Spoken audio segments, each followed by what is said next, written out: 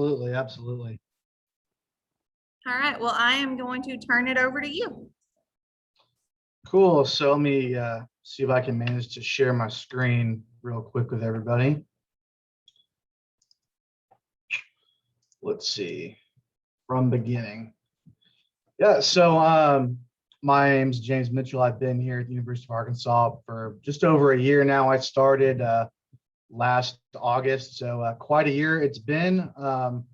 Presenting tonight from my office on campus in Fayetteville. We just finished our second week of classes for the fall semester. It's real nice to have students back on campus. Really brought a lot of energy back to campus. So kind of the topic that we were scheduled to visit about together tonight was managing cattle market swings. Just kind of a quick little breakdown of how we're going to do this. So you can't really talk about managing markets without first looking at what markets are doing. So we'll spend about the first half of tonight looking at what markets are doing and what our outlook is for the rest of the year and really going into 2022. Given kind of the S&O outlook for cattle markets, we'll start talking about ways to managing these market swings, and really that comes down to developing a marketing plan, and then how does risk management fit into that marketing plan. So kind of the most straightforward way to do this, I guess. First, let's look at our price forecast. So I've got my forecasts listed for the state of Arkansas for 500 to 600 pound steers and 700 to 800 pound steers for the fourth quarter of 2021 and the first quarter of 2022. So really a 6-month forecast for us for the state of Arkansas. If anything else, you can look at these forecasts and then tune out for the rest of the evening. So to close out 2021, I've got 500 to 600 pound steers bringing 161 to 171. Our heavier weight feeder steers bringing 152 to 154 to close out 2021. As we go into the first part of 2022, I've got our 500 to 600 pound feeder steers bringing 178 to 188 for hundredweight, and then our 700 to 800 pound feeder steers bringing 156 to 163. So those are my forecasts for the state of Arkansas. I've also listed the LMIC Livestock Marketing Information Center, their forecasts for the Southern Plains. So SP stands for Southern Plains, so Oklahoma, Kansas, and you can kind of browse what they're expecting to see the next 6 months in the Southern Plains as well. And then I've also listed their forecast for what we're seeing and expecting to see from a fed steer perspective as well. So that's kind of the forecast then for the remainder of 2021, and then really bringing us into 2022. Okay, so the big question then that we have is, all right, well, how do we get there? And to do that, we really need to start by looking at what the supply and demand fundamentals of our markets are, and what they're doing, what they're telling us, and what we really expect to see from a supply and demand standpoint, right? So I'm an economist. It's almost beaten into my head from day one. Draw that graph, supply demand, and talk through what our markets are doing, right? Price is determined by both supply and demand. So I start out every single talk that I do by looking at basically the same thing. So here I've listed federally inspected weekly beef production. So every graph that I'll present tonight is going to have what 2021 looks like in blue, dotted line is 2020, and then the 5-year 2015 to 2019 average is the red line. And so coming into 2021, we've been producing a lot of beef. So currently year to date, we're averaging about 6% above 2020 in terms of production. We're averaging about 10% above that 2015 to 2019 average, right? So we're really producing a lot of beef in this country as of right now. This table on the right is showing you what annual beef production has looked like. And you see year over year, we've continued to add more and more beef to the system. 2021, we're expecting to finish the year out 1.2% above 2021, but we're expected to come in and finish out 2022, at least forecasted at about 2.5% lower, right? So we come in producing more in 2021, and we're going into 2022 producing less than we were the previous year, right? So beef production, what we're thinking, it has peaked 2021, and really what that's going to start with, with the last quarter of 2021 being down about 6%, and that's really going to carry us into 2022, where we'll be down 2.5%. So beef supply. So if we've got peak beef production 2021 and we're expecting to see less beef production next year, again, how do we get there? Well, part one of that story is looking at our cattle supply, right? So this is our monthly cattle on feed number that comes in once a month on our cattle on feed report. So this is the total number of head that are on feed and feedlots with capacity that exceeds or is at least 1,000 head at any one time.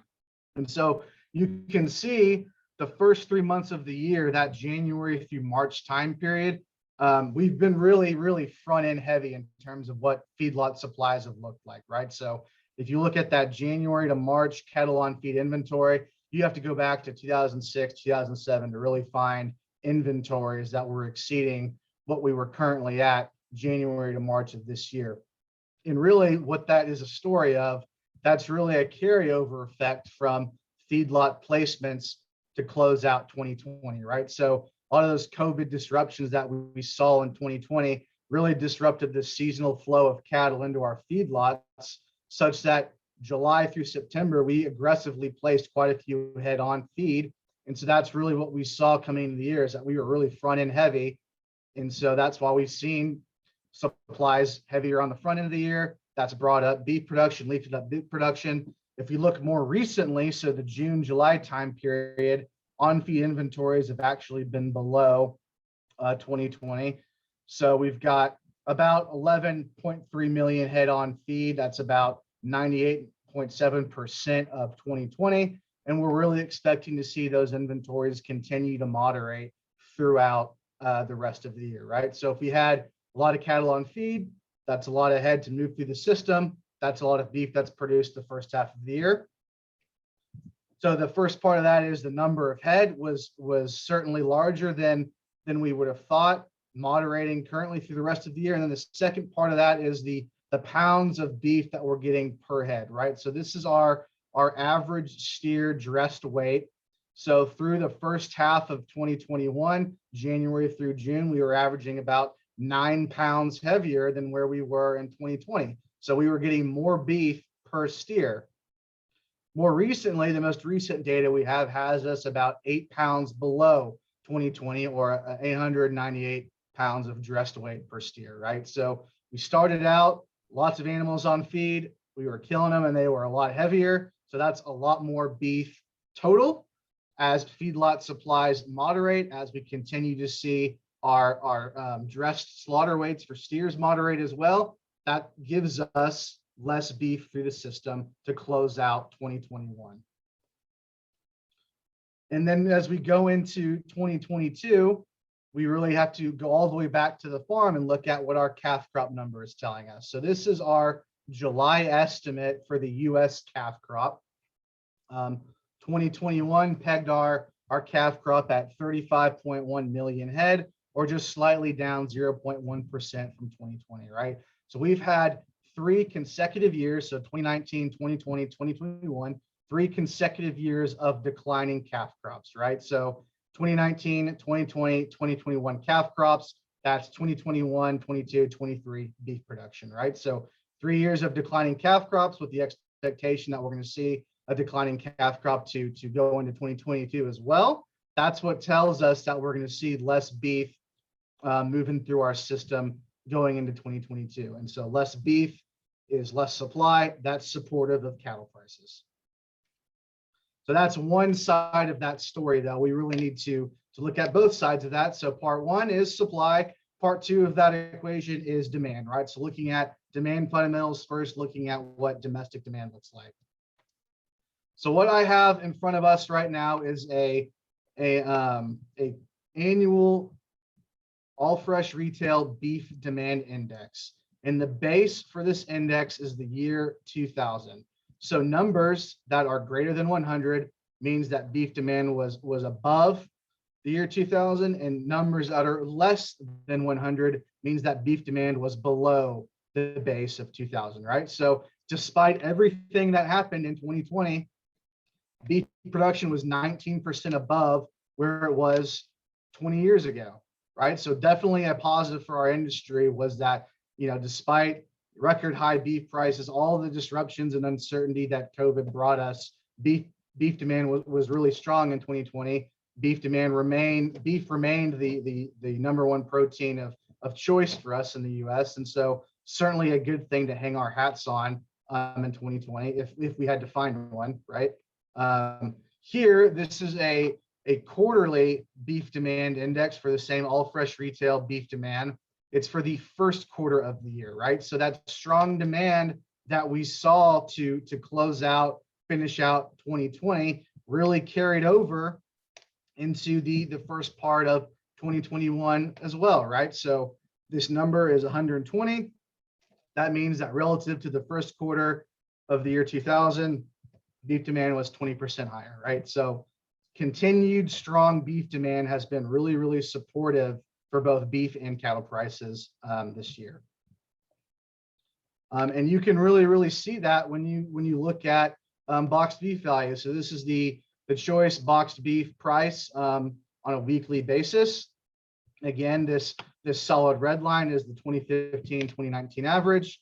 Dotted blue line is last year, and then this solid blue line is 2021. And this dotted line here, this peak that we saw in 2020 was really from those supply and demand shocks that we've all tired of hearing about happening to our supply chains and COVID. That's really what this run up is in 2020. This year, the increase that we've seen in boxed beef values has really been a product of having to replenish that restaurant outlet, right? So as more and more people started to feel more comfortable eating out, going back to restaurants, spending money with family and friends at dine-in restaurants, we were really having to replenish that outlet for U.S. beef, and that's really what helped support boxed beef prices.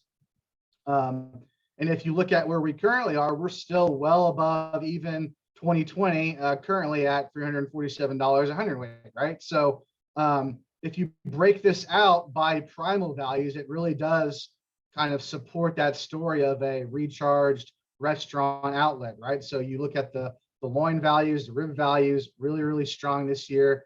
Even if you look at the brisket value, right? So I grew up in Texas, so nothing makes me happier than throwing a salt and pepper brisket on the smoker and having some friends over to tear into that with me, right? So brisket, rib, loin values, all really strong, all really supporting that boxed beef price. Seasonally, as we approach Labor Day shortly, and as we move past the Labor Day holiday, what boxed beef does is going to be really telling for us. I think if you were to ask me, what's the single biggest question mark for us for the rest of the year and for 2022, I would probably tell you that beef demand is probably the biggest question mark that a lot of us have in our minds, right? So what's the Delta variant mean for us this holiday season? So post Labor Day, so Thanksgiving holiday, Christmas holiday, New Year's, what does a lot of this mean for beef demand going forward? A lot of us would probably argue that the strong demand that we have seen in 2021 was really just pent up beef demand that we had that carried over from 2020, right? So we saved a lot of money. We stayed at home a lot in 2020. So a lot of pent up demand to enter into 2021. And so the question mark really is what does this mean for us for the rest of the year and really moving forward? So here, this is the domestic U.S. consumer consumer sentiment index. Base is 1966. So this is tracking what the U.S. consumer sentiment is in the U.S. And if you go all the way to the far end of this graph, you look at what that index is sitting at in 2021, and really that index is below where we were in 2020 and the peaks of the pandemic. So consumer sentiment is low, and it's been low for 6 months, really. And I was talking with some colleagues on a call about this actually just a few hours ago, and no one really had a good answer for why we're seeing this, right? So it's probably a combination of a lot of things. It's probably revamping of COVID. It's probably concerns about what consumer spending might look like absent some of that government support that we received for COVID second half of 2020 and first half of 2021. So it's probably a lot of things, but I think the single biggest question mark for us is really what is beef demand going to look like next year? And some are probably quite pessimistic compared to me, who think that we're not going to see as much strength as we did this year. Second part of that story is international beef demand, right? So beef export demand for the U.S. So if we take a step back and we look at U.S. beef and veal exports on a monthly level, so this is from USDA ERS. This data is lagged about 2 months to 6 weeks, and so this is through June. And we look at it again. This solid blue line is U.S. beef exports for 2021. We're running about 22% above last year. So we've really recovered in terms of sending beef overseas. We're forecasted to finish out the year, 8% above where we were the year prior, right? So 3.2 million pounds exported in 2021. We're projected to be down 5.5% 2022. And part of that lower export number for next year is really a simple matter of accounting and the balance sheet, right? So if we've got production that's expected to be down 2.5% in 2022, then that's less total beef that you can export. And so that's part of why we're going to see lower beef exports 2022. So continuing to monitor our key beef export markets, right? So Mexico, Canada, South Korea, Japan is going to be really key, and really at a country level, determining and seeing where that beef is going to get sent is really going to be dependent upon how each of those countries' economies recovers from kind of this global recession that we've seen last year that was really induced by this pandemic. How these different countries manage the pandemic is really going to be crucial to how beef exports plays out for the rest of the year and really going into next year. One of those markets, I think the market that probably grabs the most headlines, right, if you're talking about trade, is beef and veal exports to China, right? So for several years now, when we've talked about Chinese beef demand, U.S. beef exports to China, we've really talked about China as being one of our largest growth markets, tremendous growth. But if we were to put that in context, right, as a share of what total exports were looking like, it was our fastest growing market, but it really didn't represent any significant volume as a whole of what total U.S. beef exports looked like. But that's actually changed recently. So in 2020, China was 4% of total U.S. beef exports. In 2021, it's currently sitting at about 14% of total U.S. beef exports. So China has really positioned itself as a top 5 market for U.S. beef, and some colleagues that I have that spend a lot of time working on this trade data and really working on trying to understand the Chinese beef market. They're expecting us to see some consistent, steady growth in terms of volume. But I think what we're expecting in terms of the more important point here is that we're really expecting to see the value of U.S. beef exports grow quite a bit. So it's not just volume of exports, it's also what's the value of those exports, and the value of those exports is really what we're expecting to see grow going into the future. And this isn't a coincidence either, right? Chinese consumers didn't just wake up and say, I want to eat U.S. beef, right? So they've been battling African swine fever, which has really elevated domestic pork prices. And this has really been a boots on the ground effort by a lot of our trade associations, producer associations, really promoting our U.S. beef product in China, holding, trade shows, training home cooks and chefs, things like this. It's really been a conscious effort to try and grow this market. And it's certainly a positive for us, and it's going to continue to be a positive for us. So that's kind of the supply demand story. Now we can look at what our markets are doing. So in terms of feeder cattle markets, if we're reading the news, or if we're looking at what people are talking about, I think the two biggest points that people have discussed in terms of what cattle markets are doing, specifically feeder cattle markets. Point one there is U.S. drought, right? So this is the drought monitor for the U.S. as of, move this around, as of August 24th, and you can see, parts of the U.S. are really heavily impacted by drought. Nationally, The most recent data showed that about 44% of US pastures in poor, very poor condition. If you isolate that data and just look at the Great Plains, for example, you see that about 66% of pasture in the Great Plains is in poor to very poor condition. So in parts of the country, there's been talk of having to earlier this summer sell off cow-calf pairs, something you certainly don't want to be doing.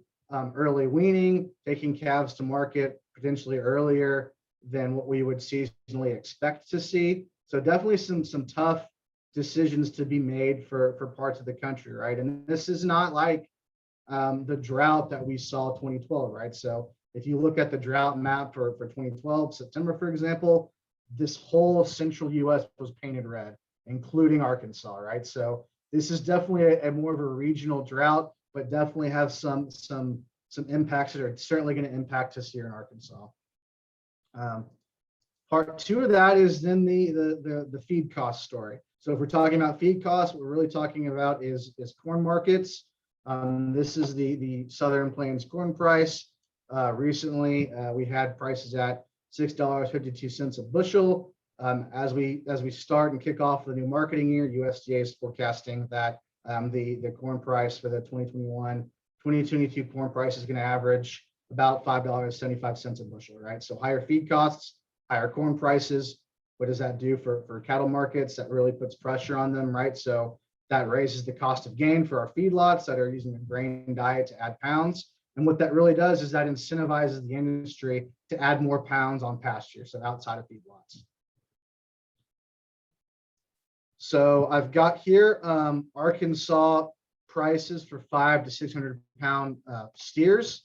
And so drought would tell us that earlier this summer, we might have seen more calves coming to market. And part two of that is that higher feed costs should potentially put some downward pressure on calf prices. In Arkansas, last week prices were $158.16 per hundredweight. That last line here is the same time period of last year. So about, $7 above where we were last year, right? So really, really strong calf market. So what's going on there? And if you would think about it, this is across the board. This isn't just in the state of Arkansas. We've seen a very, very good, strong calf market. So you would think if strong calf prices, that would incentivize people to sell more calves, right? But that's really not what we've seen at all. If we look at feedlot placements of cattle weighing less than 700 pounds, we're averaging on the year about 0.2% above 2020, but about 1% below 2019. So especially May, June, July, drought and higher calf prices would tell us that we should see more calves being placed on feed simply because we've got higher calf prices. We have not seen that. So 2020 August, right, we were 86% of 2020 placements for 700 pound, less than 700 pound feeder cattle, right? So those calves aren't being sold. So potentially a story that we're seeing here is that we do just have fewer calves than what USDA is probably telling us, which is again supportive. If we look at seasonality of this market, so again, this is a seasonal price index for Arkansas. So again, this is relative to the annual average. So this red line is the seasonal index. These dotted lines is kind of a confidence interval where we might expect that index to fall within. So numbers that are greater than 100 means that prices that month average higher than the annual price. Numbers that are below 100 means that prices for that month are averaging lower than the annual average. So as we go into September, we're really starting to enter a seasonal low for our market. So September, October are usually the lowest prices for us in the state of Arkansas. And so really monitoring that and seeing what prices do through the fall. We're expecting to say that in terms of seasonality, that prices are going to be lower. Why? Because most of our cow herd is a spring calving cow herd, wean in the fall, sell in the fall. More calves are sold in the fall, so lower prices. So it's really a supply-driven story in terms of seasonality. Another area that's been really positive for us has been our 700 to 800 pound feeder steers, right? So this again is Arkansas prices. Black line's the 5-year average, blue line's 2020, that Arkansas colored line's 2021. And what I want you to look at is, look at this big dip in 2020. Seasonally, this is one of the stronger periods for our feeder cattle market, right? So not only did the pandemic hit us and really impact cattle prices, it impacted us at a time of the year when we really, really rely on stronger prices. And so as we move through the spring, we've really continued to see an upward trend in prices for those 700 to 800 pound feeder steers. Last week prices were $142.90 per hundredweight. Again, here's that seasonal index for those 700 to 800 pound feeder steers. Less variation seasonally for those heavier cattle, right? That really speaks to kind of the creativity of our stocker and backgrounders who really can move those cattle around throughout the year, and that really kind of smooths out that price variation for us in the state of Arkansas. In the state, we usually have our highest prices in March, lowest prices are in December. So cull cows usually reflect about 15 to 30% of farm income. So it's certainly a market that we really want to pay attention to. So throughout 2021, we're averaging about 6.7 to 7% above 2020, or about $54 a hundredweight. Currently, we're sitting at about $55 a hundredweight. So certainly seeing stronger cull cow values this year, and cull cow markets are certainly a more regional market, and they're a little bit trickier, I guess, to kind of think about. So the big question is, all right, so why are we seeing stronger cull cow values in 2021? Well, if we look at the supply story, beef cow slaughter is actually up significantly, right? So we're averaging about 10% more in terms of beef cow slaughter this year relative to where we were previous year, right? So certainly elevated. This number is only going to get bigger as we approach the fall, right? So we tend to cull most of our cows in the fall post weaning. So we're averaging well above where we have historically. So we've got strong cull cow prices, but we're culling and slaughtering more beef cows. So what does that tell me? That tells me that there is a demand story going on here. So looking at wholesale 90% fresh lean prices, right? So cull cows, they contribute the lean content to our ground beef production, right? So those 90% lean trimmings are blended with 50% lean trim off of our fed cattle, and that produces ground beef, right? So looking at these lean prices, right now we're 23% above where we were 2020 and even historically, right? So if we've got larger supplies, but we've also have higher prices, we can't have that if we don't have strong beef demand, right? So ground beef demand has remained strong this year and has really been supportive of our prices, right? So throughout the pandemic, there were concerns that dining in was going to get impacted pretty heavily, but drive-through restaurants weren't impacted nearly as bad, right? So going through a drive-through, picking up a hamburger, for example, wasn't as heavily impacted. So ground beef demand really supported our market. Again, higher cull cow prices is really reflective of this ground beef demand story. Kind of our last market to talk through is fed cattle markets. So here we've got the 5 area weighted average price for fed steers. So this is going to be your average of your New Mexico, Oklahoma, Texas market, Nebraska, Kansas, Iowa, Minnesota, and Colorado. And so you can see currently we're at $125.74 per hundredweight, right? So if you look at that price, you have to go all the way back to 2015 to find prices that strong in August.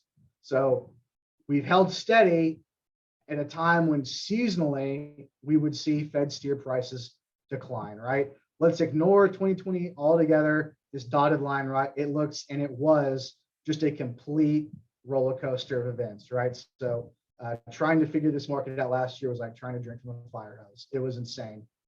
Prices are really, really strong in August of right now. Go back through April though.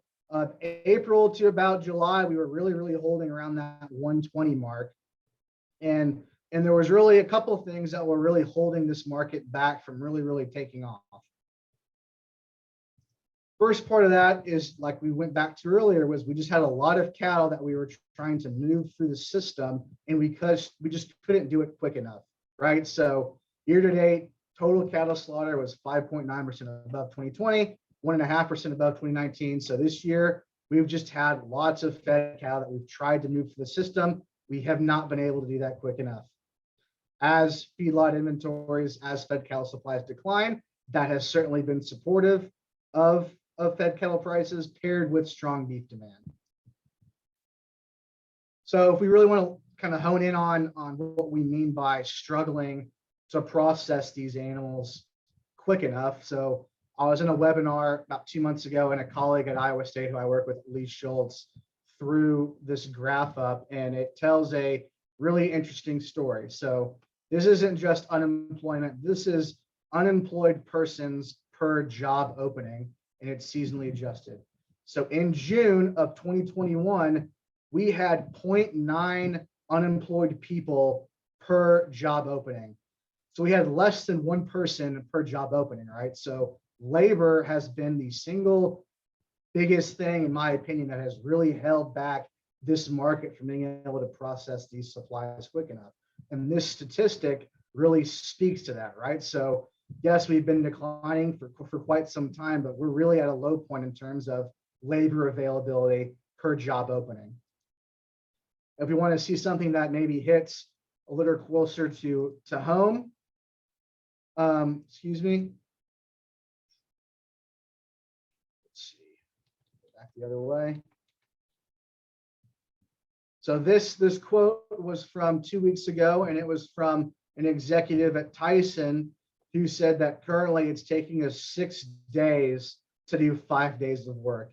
And at any one time, we've got 10% of our factory positions that are currently unfilled, right? So even at home, this is really telling us that this labor situation is really holding us back. It's not just COVID induced, right? This has been a longer term labor issue that we're really gonna have to figure out beyond just declining supplies of cattle.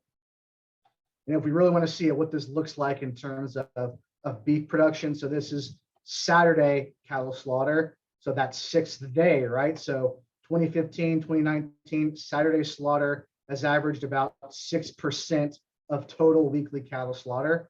2020, Saturday kills average about 8.3% of total weekly slaughter. And in 2021, it's averaged about 10% of total weekly cattle slaughter, right? So we've been running our plants heavy on Saturdays. This is something that is not sustainable at all.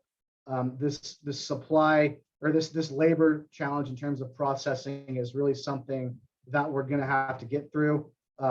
Processors are going to be creative in how they do that, right? So there's lots of headlines of trying to figure out ways to increase automation. That's not always the most popular stance to take, but that's something that we're seeing a lot of discussion about. So despite cattle numbers declining, despite kind of increasing our processing capacity at the same time, we can have the space to slaughter them, but if we don't have the people to do it, then we'll really have our hands tied. So the outlook, so here we've got average cow-calf returns on the left-hand side axis, and we've got our total cattle inventory on the right-hand side. You can see that correlation between returns and the cattle cycle, right? So as returns increase, that's the incentive to keep back more animals, increase production, which eventually results in declining prices, so declining returns. So 2020 returns were a negative $64.80 per cow. So that's cow-calf returns. This number does not include any government assistance or CFAP payments that we received last year. In 2021, returns are expected to finish out at about $28.86 per cow. 2022 forecasted at $52.26 per cow, right? And so if we go back to that beef cow slaughter number, so slaughter is averaging about 10% above 2020. So if we carry that number out through the rest of the year, that equates to about an 11.5% cow culling rate, right?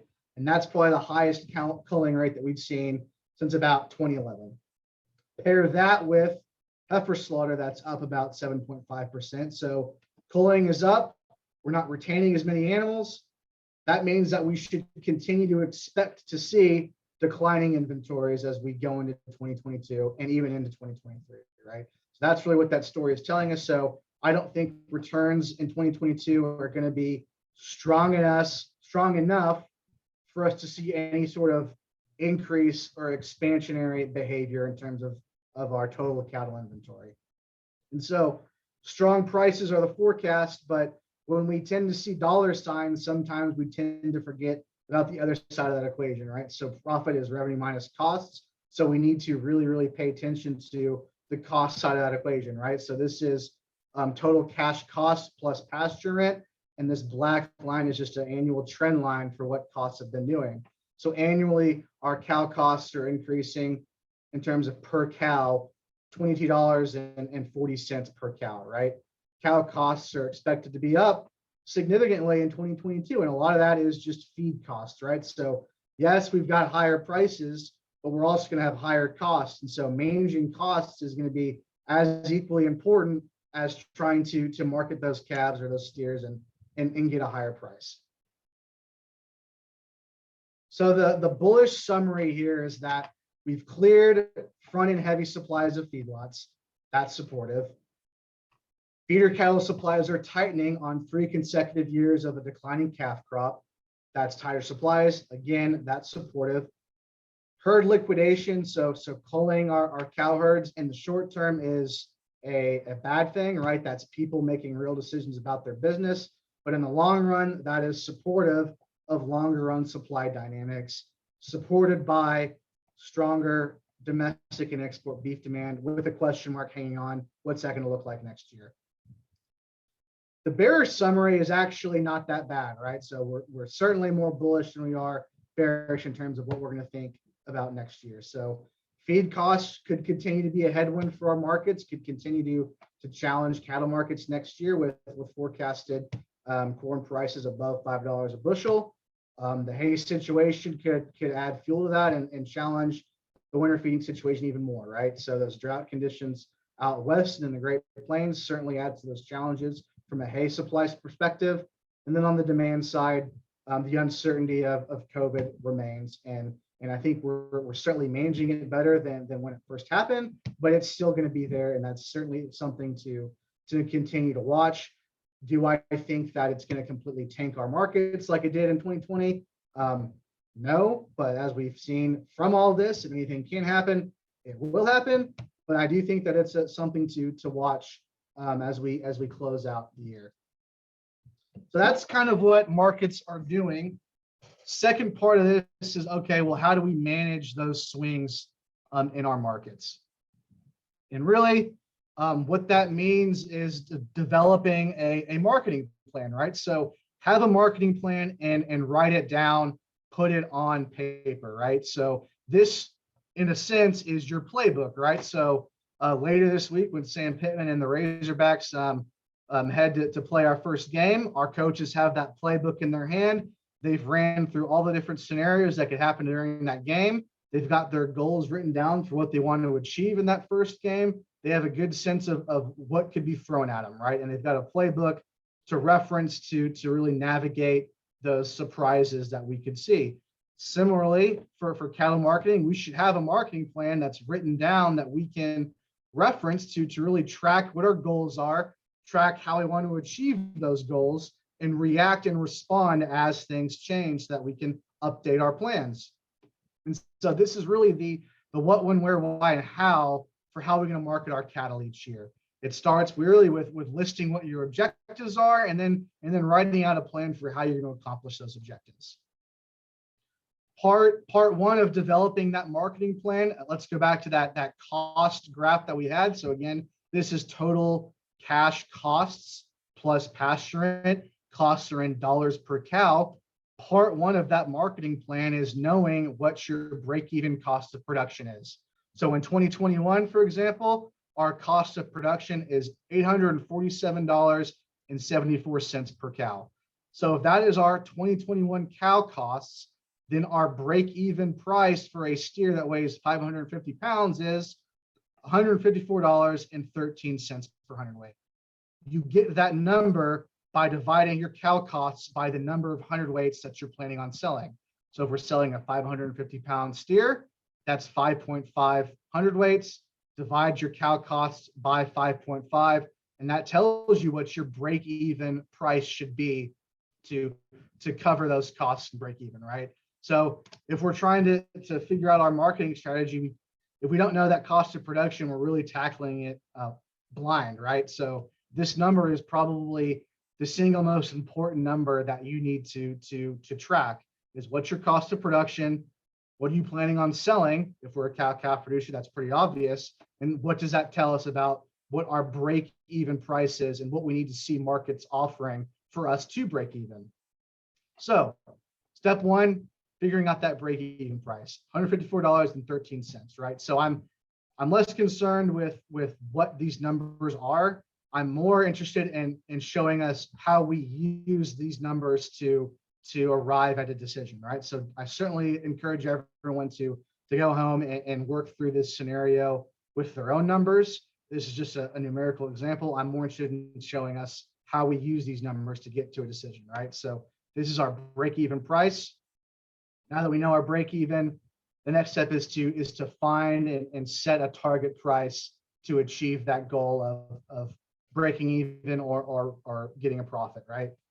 So let's say that we've got that 550-pound steer calf and we're going to sell that in October. We want to see, as of September 2nd, what's an expected price that we might see in October.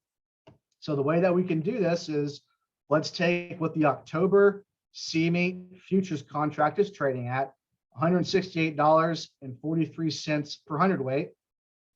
Let's apply an historical Arkansas basis. So basis is your cash minus your futures. So use a historical basis number. So in Arkansas, for a 550-pound feeder steer, a 3-year historical basis would be about $3.90.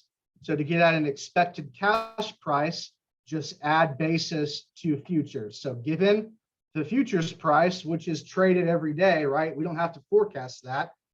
Using a 3-year average basis, we can project what we would think prices might be in October. And currently, given this, what the futures contract is trading at, this is as of August 27th, and a 3-year historical basis number, we would expect that in October, Arkansas prices for a 550-pound steer would be $164.53 per hundredweight. All right, let's go back to that first number. What's our break even? Does that number exceed our break even? Great, that presents an opportunity for us to receive a profit, right? If we want to add some uncertainty in that, right? So there's basis risk. So we're using a 3-year historical basis number. Basis changes year to year. All I've done here is kind of added kind of an interval of what we might expect that price to fall in, right? So we might, 95% of the time expect that price would fall within 162 to 165, right? And so knowing your cost of production, we can kind of run through some scenarios using futures prices and basis to get at an expected selling price. And using different months, we can kind of look at different opportunities to sell our calves. So part one of that is all right. We've figured out our cost of production. We've kind of set an expected target price to look for this fall. Now let's run through some alternative scenarios and look through some other options, right? So unfortunately, calves aren't a storable commodity, but we are awfully creative with what we do with them after we wean them, right? So are there opportunities for us to precondition those calves in a 35-day program, maybe sell them in November? Is there opportunities to put them in a winter grazing program with some potential supplement, or maybe putting them in a 100-day backgrounding program? So what other options could we consider, and what might we expect prices to do given those alternatives? Right? So seasonality, for example. So in the fall, those calf prices tend to be lower. In the spring, in March, those heavier 700 to 800-pound feeder steer prices are seasonally highest in March, right? So just in terms of seasonality, it tells us that there's higher prices that we could potentially profit from in March, right? But that's just in terms of seasonality. If we want to see what the value of gain is, we need to look at what futures is telling us in terms of the cost of carry, right? So all I've done here is As of last Friday, I just took the settlement futures price for every one of the traded contracts. So this is the September 2021 contract, October 2021 contract, all the way out to the March 2020 contract, right? So selling in October versus, let's say, selling in March, right? So we're capitalizing on what? Our knowledge of seasonality, and we're examining what the market is offering us in terms of potential for that being a good opportunity. So let's run through an example of how we could potentially do that, right? So this first part is what we just worked through. So let's use that October futures price of 168.43, our historical Arkansas basis number for a 550-pound steer in October. That's our expected buy or retain price in October, right? If we're planning on keeping these animals back and selling them in the spring. Now, if we know that's what this will be our opportunity cost of not selling those calves in October. Now we need an expected selling price for next spring. Well, let's go back to that graph and we can pull the March futures contract. 168.88 cents per hundredweight is the March futures price. We're going to sell a heavier animal in March. So we need to use a basis number for a heavier animal, right? So this is our historical March basis for an 850-pound steer, right? So that would be $5.50 per hundredweight, right? So if we're going to sell them March 15th, we need to use a March basis for an 850-pound steer, right? We're assuming 2 pounds average daily gain from October through March. So adding that basis to the March futures price, we would expect that in March, our selling price might be $163.38 per hundredweight. So we can calculate out what our value of gain is. And what our value of gain is $483.82 per head, or 161 per pound. To figure that out, you just take your expected selling price times 8.5 hundredweight. You subtract out your expected buy/retain price times 5.5, and then you divide that difference by the total pounds of gain, so 300 pounds. That gives you the 161 per pound, right? So from this strategy, based off what futures market is telling us, our value of gain is $1.61, right? If that's our expected value of gain, that needs to be at the highest our expected cost of gain, right? So this isn't a profitable opportunity if we know that our cost of gain is going to be higher than that, right? So again, that goes back to calculating out what your potential cost of gain would be. But again, this kind of goes back to an example of how you might, as of right now, work through some different scenarios and figure out some different expected prices. So we figured out our cost of production. We've looked at setting a target price and exploring some alternatives. The next part of that is figuring out when to pull the trigger and lock in that price, right? That target price. And so this is really where risk management comes into play. And so looking at our risk management alternatives and looking for opportunities to price those cattle, right? And so kind of what I think about when I think of risk management. So here I've got the book Moneyball on the right-hand side. If you haven't read it, great book. Basically, the theory behind this was that, sluggers, home run hitters were overvalued and those consistent base hitters were undervalued, right? So the goal of risk management is not to increase our home runs. It is to consistently get base hits, get on base consistently, right? So you might have a neighbor who, let's say, doesn't use risk management at all. Some years when prices are taking off, they're going to hit that home run. But in years like 2020, when prices just tank and they're not using risk management, they're going to hit a strikeout, right? And so the goal of risk management is to smooth that out and get consistent base hits.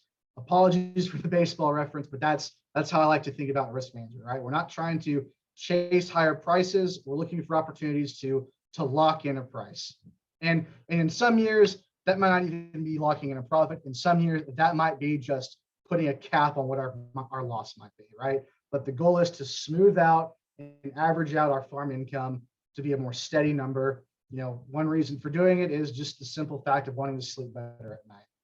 And so looking at opportunities to lock in that target price, knowing when to pull the trigger and do so using things like futures and options, LRP, for example, livestock risk protection.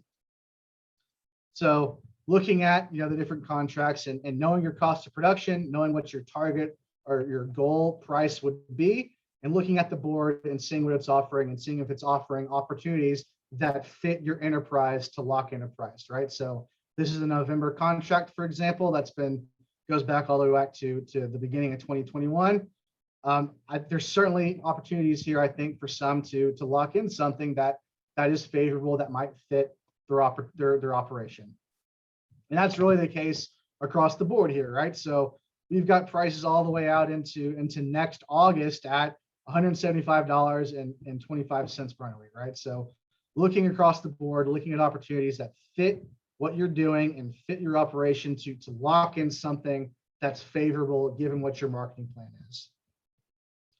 One way of doing that probably doesn't get as much attention as it should, something that I'm pretty favorable of, is what's called livestock risk protection. And so what LRP is it's a subsidized insurance product offered through the risk management agency at USDA, so RMA, right? And so you can see I've pulled some of this together as of this afternoon. And so these are the different policy options that it's going to offer, right? So the endorsement length, it ranges from 13 weeks to 15 weeks, right? So this is for the state of Arkansas. So this is LRP policies for feeders, steers weighing between 600, 800 pounds, right? So this is the expected ended value. So at the end of this endorsement length, this is what the current expected value of that policy is, right? So 170.38 per hundredweight, right, is the expected ending value for a policy that's 13 weeks out that would end on December 1st. And so that's the expected ending value. What you do is you would select your coverage level. So this coverage level says 0.89. So basically what we're doing is we're going to insure 89% of this expected ended value. So 89% of this expected ending value is a coverage price of $152.28. Your cost of that policy is 84 cents per hundredweight. That's the total cost, right? This is a subsidized product. So after the subsidy, the cost that you would pay for this policy is 46 cents per hundredweight, right?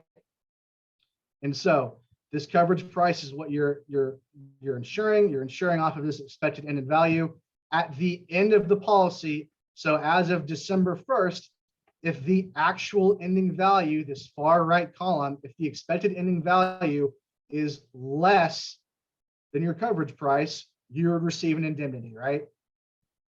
So we can look through an example of what that might look like.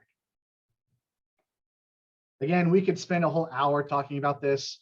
I'm happy to do that at a later time if Mr. Furman want to, but let's say that at the end of a policy, we have these certain scenarios of an expected ending value. Let's say that we selected a policy with a coverage price of $168 per hundredweight, right? So in this first scenario, our coverage price is $168 per hundredweight. The actual ending value of that policy is $155 per hundredweight, right? So because our ending value, our actual realized ending value is less than our coverage price, we receive the difference as an indemnity payment. The cost of that policy, if we go back to this table, this policy at the very bottom, a 30-week endorsement, that would end March 30th again. So let's go back to that retained ownership March selling decision. The cost of that policy is $7.13 per hundredweight. That receives a 35% subsidy. So our cost for this policy is $4.64. So again, we would get an indemnity of $13. That's the difference between the coverage price we selected and the actual ending value at the end of that policy. The cost was $4.64. So what our realized cash price would be is, let's say we actually sell those cattle in March and our price is 145. So that would be a worst case scenario. You would add your indemnity, subtract off your cost of that policy, and your realized cash price would be $153.36 per hundredweight. If you had not used LRP, your cash price would have only been $145, right? So it would offered you some protection and let you realize a higher price. Let's say that instead of 155, March 30th, the actual ending value of that policy is $160 per hundredweight. Again, our coverage price was 168. The actual realized ending value was less than our coverage price. So we get an indemnity of $8. Cost was the same. Again, we've locked in that 153.36, right? It establishes us a cash floor. And that's just the same thing that would happen across scenarios until you get to a scenario where the actual ending value is greater than your coverage price, right? So this last scenario on the far right, we sold, our actual ending value was $170. That's $2 higher than the coverage level we selected. So we do not get an indemnity payment. We still have to sell or pay the cost of that policy. And let's say that our cash price was $160 per hundredweight. So our realized price was 160 minus the cost. So it's 155.36, right? So yes, if we hadn't have used LRP, we would have realized a higher cash price, but that's really the best case scenario is, right? We had to pay for the policy didn't pay out, but we still were able to capitalize and capture some of that price increase. It leaves us open to those price increases. And what that really means is you would just take this cost and just use that and budget that as a cost of production, right? Treat risk management as a cost of production. If you do so, then really it leaves you open to and allows you to lock in a floor, right? So again, I realize that's a quick and dirty review of LRP. We can certainly answer some questions on that later, or email me or call me, or we can do another presentation on LRP and spend as much time as we need to at a later date. So kind of finishing up here right at an hour, kind of my thoughts on risk management in general. I think the first thing to really consider is if you haven't done any sort of risk management strategy or used any of these risk management tools, the first thing to really do is to start simple, right? So I've had calls and received emails where people, said, oh, my friend or my neighbor talked me into using this risk management strategy. I really don't know what's going on. And I have to tell them, I don't even know what's going on either. This is crazy complex. So don't jump into something head first that's crazy complex or that someone else is using, right? Do what you're comfortable with, do what you know. Don't chase higher prices, right? Risk management is not for chasing higher prices, right? It's like the hot hand fallacy, right? Prices are going up today. Oh, I think they're going to go up again tomorrow and the next day and the next day. Rarely will that work out. Risk management is designed to really lock something in or limit losses, right? And then when you've used and when you've planned out a risk management strategy, don't look back with regrets, right? So hindsight is sometimes the worst thing we can do, right? Hindsight, things always look worse than they actually were, right? So certainly learn year to year, but don't look back and think, man, I should have done this or I should have done that, and kind of fool yourself with a bunch of regret. And then finally, plan and treat it as a cost of production. So those are kind of my quick last 4 bullet points here on risk management and how that should fit into a bigger picture marketing plan. And that's kind of what I've got for us tonight. I appreciate us hanging out together. Glad that Rachel was able to put this together for us and allow us to hang out for an hour or so.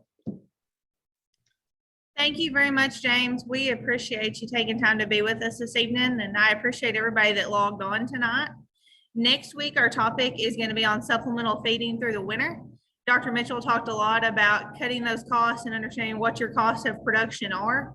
And next week, Dr. Gadberry is going to talk about how we work on some of those costs of production and what are some ways that we can hit that as best we can to kind of reach some of those better price points that Dr. Mitchell talked about. So I encourage you guys to join us next week at 6 o'clock.